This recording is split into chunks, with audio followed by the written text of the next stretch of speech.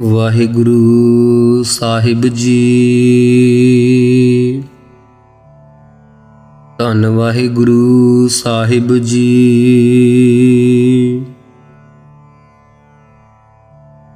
ਮੇਰੇ ਸਾਹਾ ਮੈਂ ਹਰ ਦਰਸ਼ਨ ਸੁਖ ਹੋਏ। हमरी बेदन तू जानता साहा। हमरी बेदन तू जानता साहा। अवर क्या जाने कोई।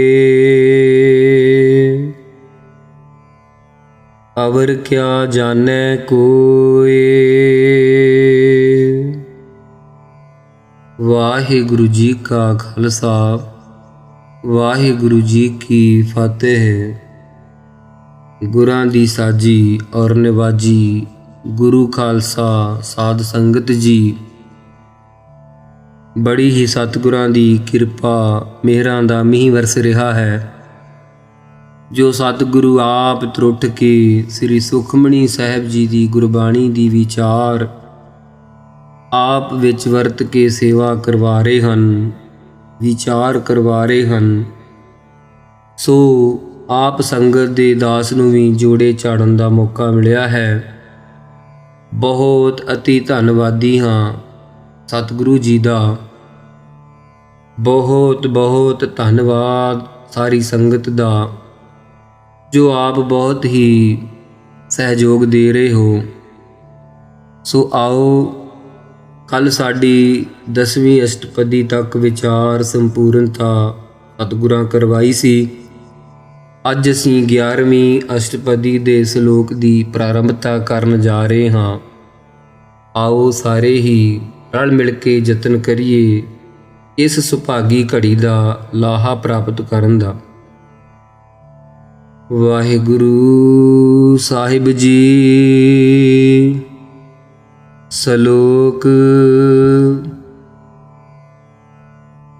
करण कारण प्रभ एक है,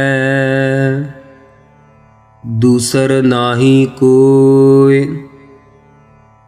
सतगुरु जी फरमा रहे आ हे भाई, सारियां कारजां दे करन वाला। कारण मन्निया किसे ने परमाणु कारण मन्निया सृष्टि दा, किसे ने तत् कारण मन्निया, किसी ने सूखम ते किसी ने अस्थूल, किसी ने 25 प्रकृतियां कारण मन्निया है, किसी ने काल मन्निया है। पर इन्हां सारियां कारणां दे करन वाला एक परमेश्वर ही है, दूसरा कोई नहीं है। जिवें चार वाकीए कहंदे मनुख मनुख ते होत है और न करता कोई। पर महाराज दा फरमान है, इस्त्री पुरख होए कै क्या ओए कर्म कमाही। की ओह कारण कर सकदे आ। चित्र बीज ने लख राणी व्याही सी, फिर भी उसदे संतान नहीं होई सी। सो यह तां महाराज दे वस है। सारे कारण जिन्ने आ सारियां कारजां दे करन वाला प्रभु समर्थ इको ही है, दूसरा कोई उस परमेश्वर तो बगैर नहीं है संसार दे अंदर भाई। नानक तिस बलहारणै जल थल महियल सोय। सतगुरु महाराज जी कहंदे उस परमेश्वर तो बलहार कुर्बान जांदे हाँ, जिहड़ा खुशकी च भी, तरी च भी, जलां च भी, थलां च भी, पृथ्वी च भी, आकाश विच भी। सो आप परमेश्वर है। जल प्रेमियां दी न्याई जिहड़े द्रवी भूत है, फलां दी न्याई जिहड़े स्थित रहन वाले आ, पृथ्वी दी न्याई जिहड़े निर्मल बुद्ध वाले हन, आकाश दी न्याई जिहड़े होब तो रहत हन। उन्हां सारियां विच भी परमेश्वर व्यापक है। इत्थे सतगुरु श्लोक दी संपूर्णता करके अगे अष्टपदी दे राही इस श्लोक दी विचार और इसकी व्याख्या करते हैं। अष्टपदी करन करावन करनै जोग, ਭਾਈ ਜਿਨ੍ਹੇ ਕਰਨ ਮੰਨਿਆ ਤਿੰਨਾਂ ਗੁਣਾਂ ਨੂੰ, ਜਿਵੇਂ ਘੁਮਿਆਰ ਦੇ ਡੰਡਾ ਅਤੇ ਚੱਕ ਆਦਿ ਇਹ ਕਾਰਨ ਹੁੰਦੇ ਆ।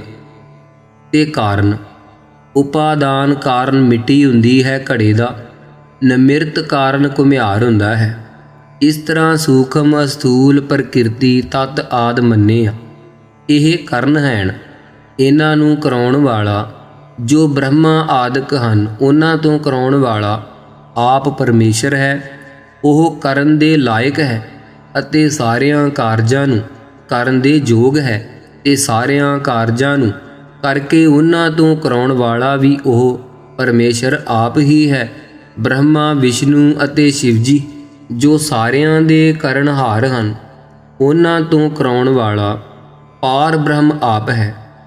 ਜੋ ਤਿਸ ਭਾਵੈ ਸੋਈ ਹੋਗ।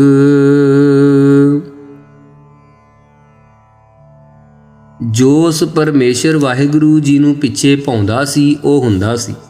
ਜੋ ਉਸ ਪਰਮੇਸ਼ਰ ਵਾਹਿਗੁਰੂ ਜੀ ਨੂੰ ਪਾਉਂਦਾ ਹੈ ਉਹ ਹੁੰਦਾ ਹੈ। ਅੱਗੇ ਜੋ ਉਸ ਪਰਮੇਸ਼ਰ ਨੂੰ ਪਾਵੇਗਾ ਸੋਈ ਹੋਗ ਭਾਵ ਹੋਵੇਗਾ। ਖਿਨ ਮਹਿ ਥਾਪ ਉਥਾਪਨ ਹਾਰਾ।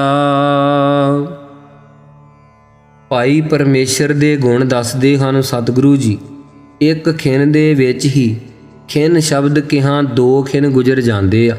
ਵਿਆਕਰਣੀਆਂ ਦੇ ਮਤ ਅਨੁਸਾਰ, ਦੇ ਨਿਆਇਕ ਮਤ ਦੇ ਅਨੁਸਾਰ ਪਿੱਪਲ ਦੇ ਪੱਤੇ 'ਚ ਸੂਈ ਖਬੋ ਦੇਣ 'ਚ 4 ਖਿਨ ਗੁਜ਼ਰ ਗਏ ਆ। ਇੰਨੇ ਖਿਨ 'ਚ ਉਹ ਜਗਤ ਨੂੰ ਥਾਪ ਦਿੰਦਾ ਹੈ। ਆਪ ਹਿਸਾਬ ਲਾ ਲਓ ਸੰਗਤ ਜੀ, ਪਿੱਪਲ ਦੇ ਵਿੱਚ ਪੱਤੇ ਵਿੱਚ ਸੂਈ ਖਬੋਣ ਨੂੰ ਕਿੰਨਾ ਕੁ ਟਾਈਮ ਲੱਗਦਾ। ਸਤਿਗੁਰੂ ਕਹਿੰਦੇ ਉਸ ਪਿੱਪਲ ਦੇ ਪੱਤੇ ਦੇ ਵਿੱਚ ਸੂਈ ਖਬੋਣ ਦਿਆਂ 4 ਖਿਨ ਗੁਜ਼ਰ ਜਾਂਦੇ ਆ। ਇੱਥੇ ਸਤਿਗੁਰੂ ਜੀ ਨੇ ਇੱਕ ਖਿਨ ਦੀ ਗੱਲ ਕੀਤੀ ਹੈ। ਖਿਨ ਮਹਿ ਥਾਪ ਉਥਾਪਨ ਹਾਰਾ। ਉਹ ਇੱਕ ਮਨ, ਉਹ ਇੱਕ ਖਿਨ ਵਿੱਚ ਹੀ ਸਾਰੀ ਸ੍ਰਿਸ਼ਟੀ ਨੂੰ, ਸਾਰੇ ਬ੍ਰਹਿਮੰਡ ਨੂੰ ਥਾਪਨਹਾਰਾ ਹੈ। ਤੇ ਜਿਹੜੇ ਥਾਪੇ ਹੋਏ ਆ ਉਹਨਾਂ ਨੂੰ ਪੱਟਣ ਵਾਲਾ, ਲੈ ਕਰਨ ਵਾਲਾ, ਉਹ ਥਾਪਨ ਵੀ ਆਪ ਹੀ ਕਰਦਾ ਹੈ। ਭਾਵ ਉਹਨਾਂ ਦੀ ਲੈਤਾ, ਉਹਨਾਂ ਦਾ ਜੰਮਣ ਮਰਨ ਵੀ ਆਪ ਹੀ ਕਰਦਾ ਹੈ। ਇਹ ਹਰਨ ਭਰਨ ਜਾ ਕਾ ਨੇਤਰ ਫੋਰ ਐ ਸਰਬ ਸਮਰੱਥ ਵਾਹਿਗੁਰੂ। ਅੰਤ ਨਹੀਂ ਕਿਛ ਪਾਰਾ ਵਾਰਾ। ਉਸ ਪਰਮੇਸ਼ਰ ਦਾ ਅੰਤ ਅਤੇ ਕਿਛ ਪਾਰਾਵਾਰ ਨਹੀਂ ਪਾਇਆ ਜਾ ਸਕਦਾ। ਲੋਕ ਪਰਲੋਕ ਕਰਕੇ ਉਸ ਦਾ ਕੁਝ ਵੀ ਨਹੀਂ ਪਾਰਾਵਾਰਾ ਨਹੀਂ ਪਾਇਆ ਜਾ ਸਕਦਾ। ਕਿਸੇ ਪ੍ਰਕਾਰ ਵੀ ਉਸ ਦਾ ਅੰਤ ਨਹੀਂ ਪੈ ਸਕਦਾ। ਹੁਕਮੇ ਧਾਰ ਅਧਰ ਰਹਾਵੈ। ਆਪਣੇ ਹੁਕਮ ਵਿੱਚ ਹੀ ਸਾਰਿਆਂ ਤੱਤਾਂ ਨੂੰ ਧਾਰਿਆ ਹੋਇਆ ਹੈ। ਅਧਰ ਆਕਾਸ਼ ਆਦਿਕ ਜਿਹੜੇ ਆ 5 ਤੱਤਾਂ ਅੰਦਰ, ਇਹਨਾਂ ਆਕਾਸ਼ ਆਦਿਕਾਂ ਨੂੰ ਵੀ ਆਪ ਹੀ ਰੱਖਦਾ ਹੈ। ਆਪ ਸਾਰਿਆਂ ਦਾ ਆਧਾਰ ਹੈ। ਹੁਕਮ ਵਿੱਚ ਆਪ ਦੇ ਧਾਰਨ ਕੀਤੇ ਹੋਏ ਆ ਸਾਰੇ। ਹੁਕਮੈ ਬ੍ਰਹਮਾ ਵਿਸ਼ਨ ਮਹੇਸ਼ਾ। ਹੁਕਮ ਵਿੱਚ ਸਾਰਿਆਂ ਨੂੰ ਰੱਖਿਆ ਹੈ। ਹੁਕਮ ਵਿੱਚ ਹੀ ਸਾਰੀ ਸ੍ਰਿਸ਼ਟੀ ਨੂੰ ਧਾਰਿਆ ਹੈ। ਆਪ ਅਧਰ ਹੈ, ਆਪ ਨਿਰਾਧਾਰ ਹੈ, ਆਪ ਨਿਰਾਧਾਰ ਰਹਿੰਦਾ ਹੈ। ਹੁਕਮ ਵਿੱਚ ਹੀ ਆਕਾਸ਼ ਆਦਿਕ ਸੂਖਮ ਤੱਤਾਂ ਨੂੰ ਰੱਖਿਆ ਹੈ। ਹੁਕਮੇ ਉਪਜੈ ਹੁਕਮ ਸਮਾਵੈ। ਭਾਈ ਹੁਕਮ ਵਿੱਚ ਹੀ ਇਹ ਤੱਤ ਪੈਦਾ ਹੁੰਦੇ ਆ।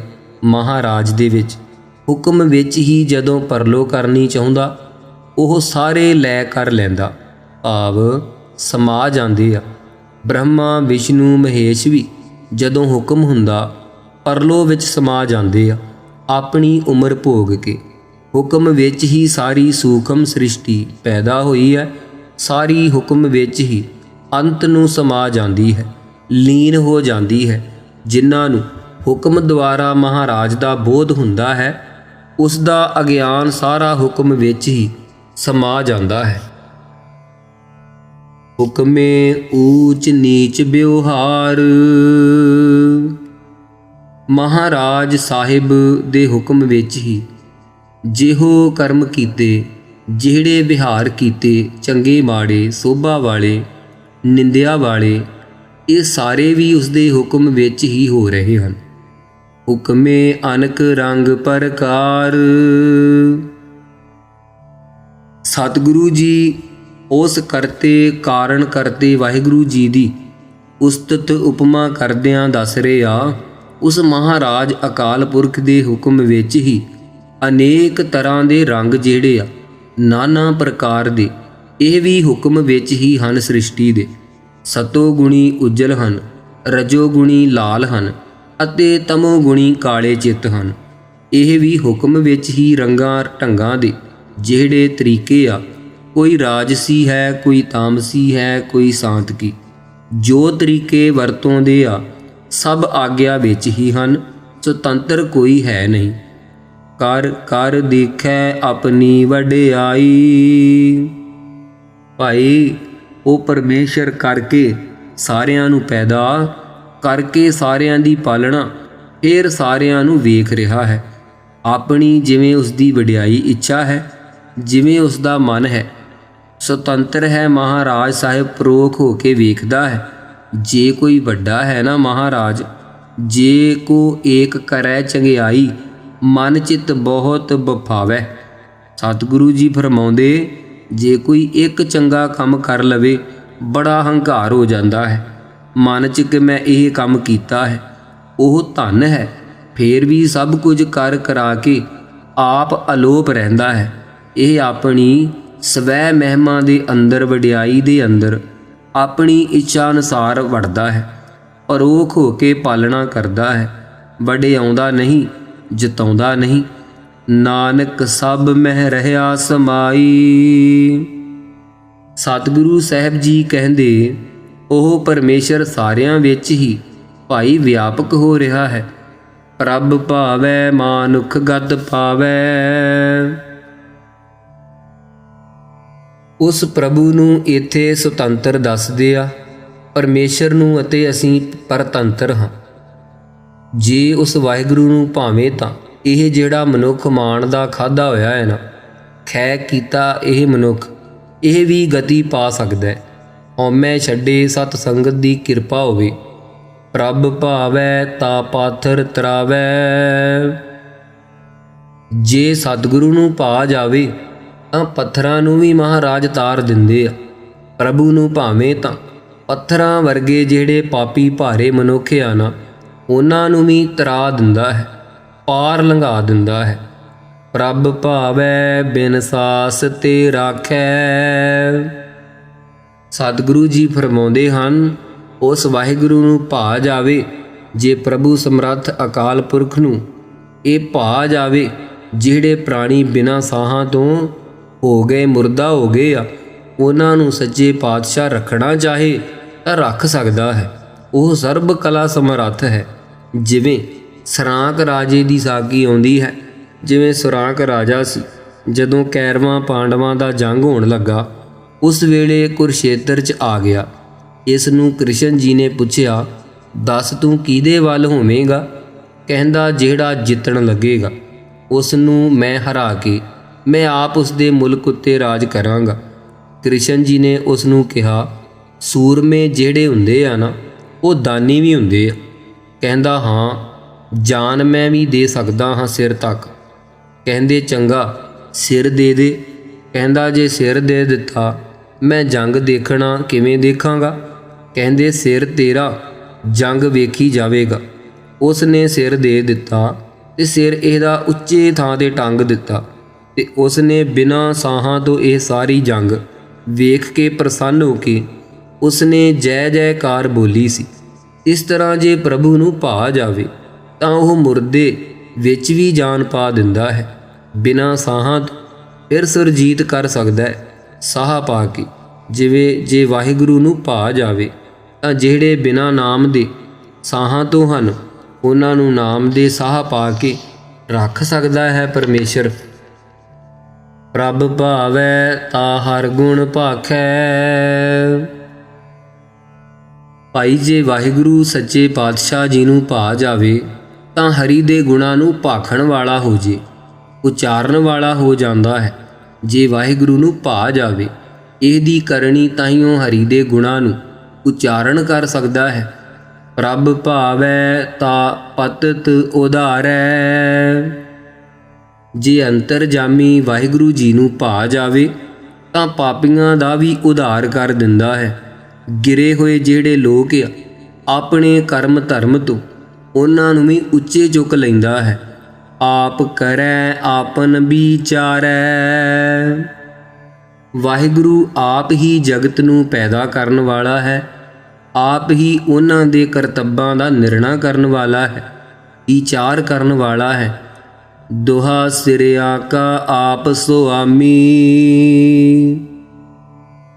ਪਾਪੀਆਂ ਪੁੰਨੀਆਂ ਦਾ, ਲੋਕ ਪਰਲੋਕ ਦਾ, ਆਸਤਕਾਂ ਨਾਸਤਿਕਾਂ ਦਾ, ਗਿਆਨੀਆਂ ਤੇ ਅਗਿਆਨੀਆਂ ਦਾ ਆਪ ਹੀ ਮਾਲਕ ਹੈ। ਖੇਲੈ ਬਿਗਸੈ ਅੰਤਰ ਜਾਮੀ। ਭਾਈ ਸਾਰਿਆਂ ਦੇ ਅੰਦਰ ਸੱਚੇ ਪਾਤਸ਼ਾਹ ਤੂੰ ਖੇਲ ਕਰੀ ਹੋਈ ਹੈ। ਜਗਤ ਦੇ ਪੈਦਾ ਕਰਨ ਦੀ ਤਮਾਸ਼ਾ ਤੇ ਫਿਰ ਇਹ ਜੀਵ ਜਿਹੜੇ ਮੇਰ ਕਰਦੇ ਆ ਕਿ ਅਸੀਂ ਆਹ ਕੀਤਾ।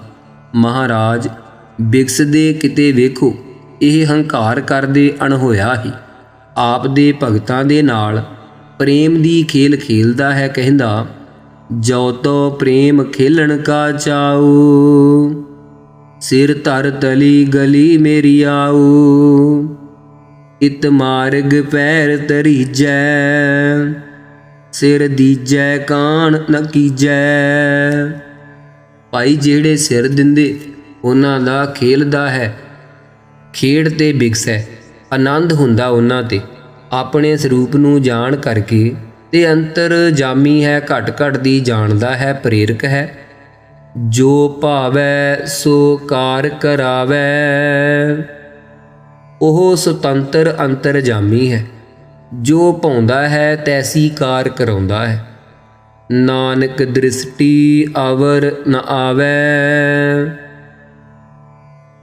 ਸਤਿਗੁਰੂ ਸਾਹਿਬ ਜੀ ਕਹਿੰਦੇ ਸਾਡੀ ਦ੍ਰਿਸ਼ਟੀ ਵਿੱਚ ਹੋਰ ਅਵਰ ਅਸਥਾਨ 'ਚ ਤਾਂ ਕੋਈ ਆਉਂਦਾ ਹੀ ਨਹੀਂ, ਇੱਕੋ ਇੱਕ ਪਰਮੇਸ਼ਰ ਹੀ ਹੈ। ਬਹੁ ਮਾਨੁਖ ਤੇ ਕਿਆ ਹੋਇ ਆਵੈ। ਪ੍ਰਸ਼ਨ ਕਰਨ ਜੇ ਮਹਾਰਾਜ ਜੀ ਮਨੁੱਖ ਵੀ ਕੁਝ ਕਰ ਸਕਦਾ ਹੈ ਨਾ, ਤਾਂ ਸਾਹਿਬ ਫਰਮਾਉਂਦੇ ਹਨ ਮਨੁੱਖ ਦੱਸੋ ਭਾਈ ਮਾਣ ਦਾ ਖਾਧਾ ਹੈ ਜਿਹੜਾ, ਇਸ ਤੋਂ ਕੀ ਬਣ ਆਉਂਦਾ? ਨਹੀਂ ਹੋ ਸਕਦਾ ਇਸ ਪਾਸੋਂ ਕੁਛ ਵੀ।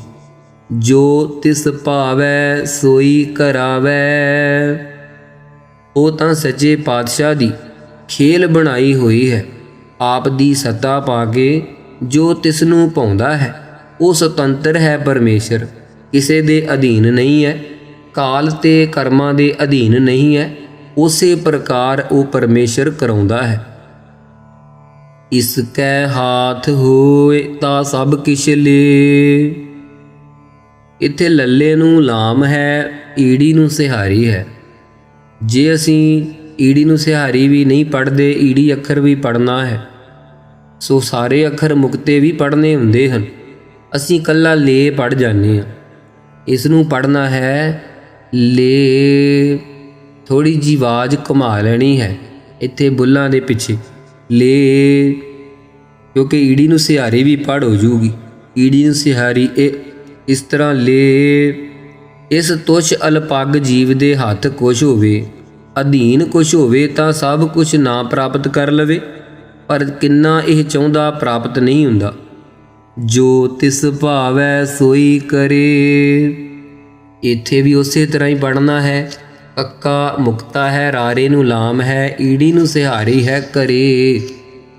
ਅੰਤਰਜਾਮੀ ਸਰਬ ਕਲਾ ਸਮਰੱਥ ਵਾਹਿਗੁਰੂ ਹੈ। ਜੋ ਉਸ ਨੂੰ ਭਾਉਂਦਾ ਹੈ ਉਹੀ ਪਰਮੇਸ਼ਰ ਕਰਦਾ ਹੈ ਤੇ ਕਰਾਉਂਦਾ ਹੈ। ਭਾਈ ਅਨਜਾਨਤ ਵਿਖਿਆ ਮਹਿ ਰਚੈ। ਜੇ ਤੁਸੀਂ ਕਹੋ ਕਿ ਵਿਸ਼ਿਆਂ ਵਿੱਚ ਕਿਉਂ ਰਚਿਆ ਹੋਇਆ, ਤੁਸੀਂ ਕਹੋ ਕਿ ਅਣਜਾਣ ਪੁਣੇ 'ਚ ਇਹ ਰਚਦਾ ਹੈ। ਅਣਜਾਣ ਮਨੁੱਖ ਬਿਨਾਂ ਜਾਣੇ ਤੋਂ ਵਿਸ਼ਿਆਂ ਵਿੱਚ ਰਾਤ ਦਿਨ ਰਚਿਆ ਰਹਿੰਦਾ ਹੈ। ਜੇ ਜਾਣਤ ਆਪਨ ਆਪ ਬਚੈ। ਜੇ ਇਸ ਨੂੰ ਸਮਝ ਹੋਵੇ ਆਪਣੇ ਆਪ ਵਿਸ਼ਿਆਂ ਤੋਂ ਬਚ ਨਾ ਸਕੇ, ਇਹ ਬਚ ਸਕਦਾ ਨਹੀਂ।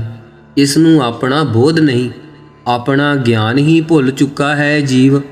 ਜਿਵੇਂ ਕਿਸੇ ਦੀ ਅੱਖਾਂ ਅੱਗੇ ਬੱਠਲ ਮੂਧਾ ਮਾਰ ਦਈਏ, ਉਸ ਨੂੰ ਦਿਸਦਾ ਕੁਛ ਨਹੀਂ।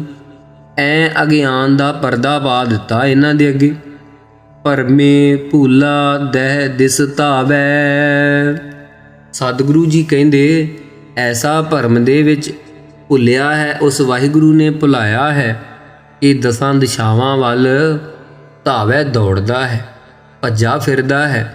ਆਪਣੇ ਪੇਟ ਕਰਕੇ, ਆਪਣੀਆਂ ਵਾਸ਼ਨਾਵਾਂ ਕਰਕੇ, ਦਸਾਂ ਇੰਦਰੀਆਂ ਦੇ ਵਿਸ਼ਿਆਂ ਦਾ ਜਿਹੜਾ ਸਾਰ ਹੈ ਉਹਨਾਂ ਪਦਾਰਥਾਂ ਦੀ ਤਰਫ ਦੌੜਦਾ ਹੈ। ਨਿਮਖ ਮਾਹਿ ਚਾਰ ਕੁੰਟ ਫਿਰ ਆਵੈ। ਇੱਥੇ ਮੰਮੇ ਨੂੰ ਕੰਨਾ ਹਾਹੇ ਨੂੰ ਸਿਹਾਰੀ ਆਈ ਹੈ, ਇਸ ਨੂੰ ਮਾਹੇ ਨਹੀਂ ਪੜ੍ਹਨਾ। ਮਾਹੇ ਪੜਾਂਗੇ ਤੇ ਫਿਰ ਲਾਮ ਵਿੱਚ ਤੇ ਸਿਹਾਰੀ ਵਿੱਚ ਫਰਕ ਕੀ ਹੋਵੇਗਾ ਤੁਸੀਂ ਆਪ ਹੀ ਮੈਨੂੰ ਜ਼ਰੂਰ ਦੱਸਣਾ, ਕਿਉਂਕਿ ਸਤਿਗੁਰੂ ਫਿਰ ਲਾਮ ਲਾ ਦਿੰਦੇ ਜੇ ਮਾਹੇ ਪੜ੍ਹਨਾ ਹੈ, ਕਿਉਂਕਿ ਨਿਮਖ ਮਾਹ ਇਸ ਨੂੰ ਪੜ੍ਹਨ ਦੀ ਸੰਥਿਆ ਵਾਲੇ ਮਹਾਂਪੁਰਖ ਦੱਸਦੇ ਸਨ ਕਿ ਜੋ ਪਹਿਲਾ ਅੱਖਰ ਹੈ ਮੰਮੇ ਨੂੰ ਕੰਨਾ ਉਸ ਨੂੰ ਲੰਮਾ ਕਰ ਦਿਓ, ਫਿਰ ਹਾਹੇ ਨੂੰ ਸਿਹਾਰੀ ਪੜ੍ਹ ਹੋ ਜਾਵੇਗੀ। ਜੇ ਤੁਸੀਂ ਕਾਲੀ ਵਿੱਚ ਪੜ੍ਹ ਜਾਂਦੇ ਆ ਮੰਮੇ ਨੂੰ ਕੰਨਾ ਵੀ, ਜਿਵੇਂ ਪੜ੍ਹਿਆ ਕਾਲੀ ਨਾਲ ਮਾਹੇ, ਉੱਥੇ ਹਾਹੇ ਨੂੰ ਸਿਹਾਰੀ ਲੱਗ ਗਈ। ਉਹ ਕਹਿੰਦੇ ਮੰਮੇ ਨੂੰ ਲੰਮਾ ਕਰ ਦਿਓ ਕੰਨਾ, ਇਸ ਤਰ੍ਹਾਂ ਪੜ੍ਹਨਾ ਹੈ ਮਾਹੇ। ਹੁਣ ਹਾਹੇ ਨੂੰ ਸਿਹਾਰੀ ਪੜ੍ਹ ਹੋਈ ਹੈ। ਕਹਿੰਦੇ ਨਿਮਖ ਮਾਹੇ ਚਾਰ ਕੁੰਟ ਫਿਰ ਆਵੈ। ਦੇਖੋ ਅੱਖ ਦੇ ਖੋਲ੍ਹਣ ਮੀਟਣ ਦੇ ਸਮੇਂ 'ਚ ਚਾਰੇ ਕੁੰਟਾਂ ਉੱਤਰ ਦੱਖਣ ਪੂਰਬ ਪੱਛਮ ਸਾਰੇ ਵਿਚਰ ਆਉਂਦਾ ਹੈ ਮਨ। ਕਰ ਕਿਰਪਾ ਜਿਸ ਆਪਣੀ ਭਗਤ ਦੇ। ਇੱਥੇ ਫਿਰ ਦੱਦੇ ਨੂੰ ਲਾਮ ਹੈ, ਈੜੀ ਨੂੰ ਸਿਹਾਰੀ ਹੈ ਦੇ। ਐਸਾ ਭਰਮ 'ਚ ਭੁੱਲਿਆ ਦੌੜਦਾ ਫਿਰਦਾ ਹੈ ਜੀਵ। ਜੇ ਕਿਰਪਾ ਦ੍ਰਿਸ਼ਟੀ ਮਹਾਰਾਜ ਕਰ ਦੇਣ, ਸਾਧ ਸੰਗਤ ਨਾਲ ਮਿਲਾ ਕੇ ਆਪਣੀ ਪ੍ਰੇਮਾ ਭਗਤੀ ਬਖਸ਼ ਦੇਣ, ਨਾਨਕ ਤੇ ਜਨ ਨਾਮ ਮਿਲੇ। ਸਤਿਗੁਰੂ ਜੀ ਕਹਿੰਦੇ ਉਹ ਪੁਰਖ ਨਾਮੀ ਨੇ, ਨਾਲ ਨਾਮ ਕਰਕੇ ਮਿਲ ਜਾਂਦੇ ਪਰਮੇਸ਼ਰ ਦੇ ਨਾਲ। ਖਿਨ ਮਹਿ ਨੀਚ ਕੀਟ ਕਉ ਰਾਜ। ਫਿਰ ਵਾਹਿਗੁਰੂ ਦੀ ਸਮਰੱਥਾ ਦੱਸਦੇ ਆ ਕਿ ਜੇ ਚਾਹੇ ਪਰਮੇਸ਼ਰ ਵਾਹਿਗੁਰੂ ਇੱਕ ਖਿਨ ਦੇ ਵਿੱਚ ਜਿਹੜੇ ਨੀਵੇਂ ਤੋਂ ਨੀਵੇਂ ਕੀੜੇ ਆ ਕਿਸੇ ਦੀ ਨਿਗਾਹ ਵਿੱਚ ਨਹੀਂ ਆਉਂਦੇ, ਉਹਨਾਂ ਨੂੰ ਪਾਤਸ਼ਾਹ ਬਣਾ ਦਿੰਦਾ ਹੈ। ਐਸਾ ਵਾਹਿਗੁਰੂ ਹੈ। ਜਿਵੇਂ 7ਵੇਂ ਪਾਤਸ਼ਾਹ ਨੇ ਪੇਟ ਵਜਾਉਣ ਵਾਲੇ ਫੂਲਕਿਆਂ ਨੂੰ ਰਾਜ ਬਖਸ਼ ਦਿੱਤਾ ਸੀ, ਇਸ ਪ੍ਰਕਾਰ ਨੀਚ ਜਿਹੜਾ ਨੀਵਾਂ ਕੀੜੇ ਦੀ ਨਿਆਈ ਹੈ, ਇਹ ਜੀਵ ਤੁਛ ਅਲਪਗ ਹੋ ਰਿਹਾ, ਚਾਹੇ ਉਸ ਨੂੰ ਬ੍ਰਹਮ ਗਿਆਨ ਦਾ ਪ੍ਰਕਾਸ਼ ਰੂਪੀ ਰਾਜ ਬਖਸ਼ ਦਿੰਦਾ ਹੈ। ਜੇ ਭਾ ਜਾਵੇ ਤਾਂ ਵਾਹਿਗੁਰੂ ਨੂੰ ਪਾਰ ਬ੍ਰਹਮ ਗਰੀਬ ਨਿਵਾਜ। ਹੁਣ ਦੱਸ ਰਿਹਾ ਸਤਿਗੁਰੂ ਜੀ ਕਿ ਉਹ ਪਾਪਾਂ ਪੁੰਨਾਂ ਤੋਂ ਪਾਰ ਹੈ, ਬ੍ਰਹਮ ਵਿਆਪਕ ਹੈ, ਗਰੀਬਾਂ ਨੂੰ ਨਿਵਾਜਣ ਵਾਲਾ ਹੈ, ਪਾਲਣ ਵਾਲਾ ਉਹਦਾ ਸੁਭਾਅ ਹੈ। ਜਾ ਕਾ ਦ੍ਰਿਸ਼ਟ ਕਛੂ ਨ ਆਵੈ। ਜਿਸ ਪੁਰਖ ਦਾ ਕੋਈ ਕਿਸੇ ਪ੍ਰਕਾਰ ਦਾ ਨਾ ਪਦਾਰਥ, ਨਾ ਜਾਇਦਾਦ, ਨਾ ਪ੍ਰਤਾਪ, ਨਾ ਉਹਦਾ ਕੋਈ ਭੇਖ ਨਿਗਾਹ 'ਚ ਨਾ ਆਵੇ ਕਿਸੇ ਦੀ, ਇਨ੍ਹਾਂ ਦੁਨੀਆ ਦੀ ਨਿਗਾਹ ਵਿੱਚ ਗਿਰਿਆ ਹੋਇਆ ਹੋਵੇ, ਕੋਈ ਜਾਣੇ ਹੀ ਨਾ ਜਿਸ ਨੂੰ। ਇਸ ਤਤਕਾਲ ਦਹਿ ਦਿਸ ਪ੍ਰਗਟਾਵੈ। ਸਤਿਗੁਰੂ ਜੀ ਦੱਸ ਰਹੇ ਆ ਇੰਨਾ ਨੀਵਾਂ ਮਨੁੱਖ ਹੋਵੇ, ਜੇ ਕਿਤੇ ਵਾਹਿਗੁਰੂ ਨੂੰ ਭਾ ਜਾਵੇ, ਦਸੋਂ ਦਿਸ਼ਾ ਵਿੱਚ ਐਸਾ ਪ੍ਰਤਾਪ ਤੇਜ ਪ੍ਰਗਟ ਕਰਕੇ ਸਾਰੀ ਦੁਨੀਆ ਵਿੱਚ ਜਾਣਿਆ ਜਾਂਦਾ ਹੈ, ਉਸ ਜੀਵ ਨੂੰ ਜਣਾ ਦਿੰਦਾ ਹੈ। ਉਹ ਸੂਰਜ ਵਾਂਗੂ ਚਮਕੀਲਾ ਜੀਵਨ ਵਾਲਾ ਬਣ ਜਾਂਦਾ ਹੈ। ਜਾ ਕੋ ਆਪਣੀ ਕਰੈ ਬਖਸ਼ੀਸ। ਵਾਹਿਗੁਰੂ ਐਸਾ ਸਮਰੱਥ ਹੈ ਸਾਧ ਸੰਗਤ ਜੀ, ਜਿਨ੍ਹਾਂ ਉੱਤੇ ਆਪਣੀ ਕਿਰਪਾ ਦ੍ਰਿਸ਼ਟੀ ਦੁਆਰਾ ਨਾਮ ਦੀ ਬਖਸ਼ਿਸ਼ ਕਰ ਦਿੰਦਾ ਹੈ। ਤਾ ਕਾ ਲੇਖਾ ਨ ਗਨੈ ਜਗਦੀਸ਼। ਭਾਈ ਉਹ ਜਗਤ ਦਾ ਈਸ਼ਵਰ ਉਹਨਾਂ ਦਾ ਹਿਸਾਬ ਕਿਤਾਬ ਨਹੀਂ ਗਿਣਦਾ। ਸਾਰੇ ਹਿਸਾਬ ਕਿਤਾਬ ਉਹਨਾਂ ਦੇ ਮਿਟ ਜਾਂਦੇ ਆ। ਧਰਮ ਰਾਏ ਦਰ ਕਾਗਦ ਫਾਰੇ, ਜਨ ਨਾਨਕ ਲੇਖਾ ਸਮਝਾ। ਜੀਉ ਪਿੰਡ ਸਭ ਤਿਸ ਕੀ ਰਾਸ। ਇਹ ਜਿੰਨੇ ਜੀਵ ਪੈਦਾ ਕੀਤੇ ਸੂਖਮ ਸਰੀਰ ਤੇ ਪਿੰਡ ਸਥੂਲ ਸਰੀਰ, ਸਭ ਉਸੇ ਪਰਮੇਸ਼ਰ ਵੱਲੋਂ ਰਾਸ ਪੂੰਜੀ ਮਿਲੀ ਹੈ। ਪਰਾਲਬਧ ਰੂਪ ਸਭ ਨੂੰ ਮਿਲੀ ਹੈ। ਘਟ ਘਟ ਪੂਰਨ ਬ੍ਰਹਮ ਪਰਗਾਸ। ਫਿਰ ਦੂਰ ਨਹੀਂ, ਚਾਰੇ ਖਾਣੀਆਂ ਦੇ ਘਟਾਂ ਘਟਾਂ ਵਿੱਚ ਪੂਰਨ ਵਿਆਪਕ ਹੈ। ਉਹ ਪੂਰਨ ਇੱਕੋ ਜਿਹਾ ਪ੍ਰਗਾਸ ਕਰ ਰਿਹਾ ਸਾਰਿਆਂ 'ਚ, ਇੱਕੋ ਜਿਹਾ ਪ੍ਰਕਾਸ਼ ਹੈ ਸਭਨਾਂ ਦੇ ਅੰਦਰ। ਆਪਣੀ ਬਣਤ ਆਪ ਬਣਾਈ। ਇੱਥੇ ਦੋ ਜਗ੍ਹਾ ਖਿਆਲ ਦੇਣਾ ਹੈ। ਵੈਸੇ ਤਾਂ ਸਾਰੀ ਬਾਣੀ 'ਚ ਹੀ ਸਾਨੂੰ ਖਿਆਲ ਦੇਣਾ ਚਾਹੀਦਾ ਹੈ, ਪਰ ਅੱਖਰਾਂ ਕਰਕੇ ਦਾਸ ਆਪ ਜੀ ਨੂੰ ਬੇਨਤੀ ਕਰਦਾ ਹੈ। ਅਸੀਂ ਇੱਥੇ ਆਪਣੀ ਨੂੰ ਆਪਣੀ ਪੜ੍ਹ ਜਾਂਦੇ ਹਾਂ। ਇੱਥੇ ਹੈ ਆੜਾ, ਪੱਪਾ, ਨੰਨੇ ਨੂੰ ਬਿਹਾਰੀ। ਅਸੀਂ ਨਾਣੇ ਨੂੰ ਬਿਹਾਰੀ ਪੜ੍ਹ ਜਾਂਦੇ। ਜ਼ਿਆਦਾ ਸਾਨੂੰ ਆਦਤ ਪਈ ਆਪਣਾ ਕਹਿਣ ਦੀ, ਆਪਣੀ ਕਹਿਣ ਦੀ। ਅਸੀਂ ਉਸੇ ਤਰ੍ਹਾਂ ਬਾਣੀ ਨੂੰ ਪੜ੍ਹਦੇ ਹਾਂ। ਇੱਥੇ ਹੈ ਆਪਣੀ ਬਣਤ। ਇੱਥੇ ਨਾਣਾ ਲੱਗਾ, ਬੱਬਾ ਨਾਣਾ ਤੱਤਾ, ਬਣਤ ਆਪ ਬਣਾਈ। ਇੱਥੇ ਵੀ ਬਣਾਈ ਨਹੀਂ ਕਹਿਣਾ, ਬਣਾਈ। ਬੱਬਾ ਨੰਨੇ ਨੂੰ ਕੰਨਾ, ਈੜੀ ਨੂੰ ਬਿਹਾਰੀ ਬਣਾਈ। ਉਹਨੇ ਆਪ ਬਣਾਈ ਹੈ। ਇਹ ਤਾਂ ਉਸ ਵਾਹਿਗੁਰੂ ਦੀ ਬਨਾਵਟ ਹੈ। ਆਪ ਹੀ ਸੰਸਾਰ ਦੀ ਬਨਾਵਟ ਬਣਾਈ ਹੈ। ਇੱਕ ਤੋਂ ਅਨੇਕ ਰੂਪ ਹੋਇਆ ਹੈ। ਨਾਨਕ ਜੀਵੈ ਦੇਖ ਬੜਾਈ। ਸਤਿਗੁਰੂ ਸਾਹਿਬ ਜੀ ਕਹਿੰਦੇ, ਉਸ ਪਰਮੇਸ਼ਰ ਦੀ ਵਡਿਆਈ ਵੇਖ ਵੇਖ ਕੇ ਜੀਵੀਦਾ ਹੈ। ਐਸਾ ਪਰਮੇਸ਼ਰ ਹੈ ਉਹ ਵਾਹਿਗੁਰੂ। ਸੋ ਸਾਧ ਸੰਗਤ ਜੀ, ਇਹ ਸੀ 11ਵੀਂ ਅਸ਼ਟਪਦੀ ਦੀ 4 ਪਦਿਆਂ ਤੱਕ ਵਿਚਾਰ। ਬਾਕੀ ਜੋ ਅਸ਼ਟਪਦੀ ਦੇ 4 ਪਦੇ 11ਵੀਂ ਅਸ਼ਟਪਦੀ ਦੇ ਬਾਕੀ ਵਿਚਾਰ ਸਹਿਤ ਰਹਿੰਦੇ ਹਨ, ਕਰਨ ਪਰਥਾਏ ਰਹਿੰਦੇ ਹਨ, ਉਹ ਅਸੀਂ ਕੱਲ੍ਹ ਨੂੰ ਕਰਾਂਗੇ। ਇਸੇ ਤਰ੍ਹਾਂ ਆਪ ਸੰਗਤ ਦਾ ਸਹਿਯੋਗ ਬਹੁਤ ਬਹੁਤ ਧੰਨਵਾਦ। ਗੁਰਬਾਣੀ ਸਾਹਿਬ ਜੀ ਨੂੰ ਪੜ੍ਹਦਿਆਂ, ਵਿਚਾਰ ਕਰਦਿਆਂ, ਗਾਉਂਦਿਆਂ ਗੁਰਬਾਣੀ ਸਾਹਿਬ ਜੀ ਨੂੰ ਇੱਕ ਨਹੀਂ ਅਨੇਕਾਂ ਪ੍ਰਕਾਰ ਦੀਆਂ ਗਲਤੀਆਂ ਭੁੱਲਾਂ ਚੁੱਕਾਂ ਹੋ ਜਾਂਦੀਆਂ ਹਨ। ਧੰਨ ਧੰਨ ਸ੍ਰੀ ਗੁਰੂ ਅਰਜਨ ਦੇਵ ਮਹਾਰਾਜ ਜੀ ਬਖਸ਼ਣਹਾਰ ਪਿਤਾ ਹਨ, ਬਖਸ਼ ਲੈਣ। ਧੰਨ ਧੰਨ ਸ੍ਰੀ ਗੁਰੂ ਗ੍ਰੰਥ ਸਾਹਿਬ ਜੀ ਮਹਾਰਾਜ ਜੀ ਬਖਸ਼ਣਹਾਰ ਪਿਤਾ ਹਨ। ਗੱਦੀ ਤੇ ਬਿਰਾਜਮਾਨ ਸਤਿਗੁਰੂ ਜੀ ਬਖਸ਼ ਲੈਣ। ਆਪ ਸਾਧ ਸੰਗਤ ਜੀ 21 ਵਿਸਵੇ ਦਾ ਦਰਜਾ ਹੈ ਆਪ ਦੇ ਪਾਸ। ਆਪ ਜੀ ਨੇ ਬਖਸ਼ ਲੈਣਾ ਸਾਨੂੰ ਨੀਵਿਆਂ ਨੂੰ, ਸਾਨੂੰ ਮੂਰਖਾਂ ਨੂੰ ਕਥਾ ਕਰਨ ਦਾ ਔਰ ਵਿਚਾਰ ਕਰਨ ਦਾ ਢੰਗ, ਸਲੀਕਾ ਔਰ ਸਮਤ ਬਖਸ਼ਣ ਆਪ ਸੰਗਤ ਦੀ ਕਿਰਪਾ ਹੋਵੇ।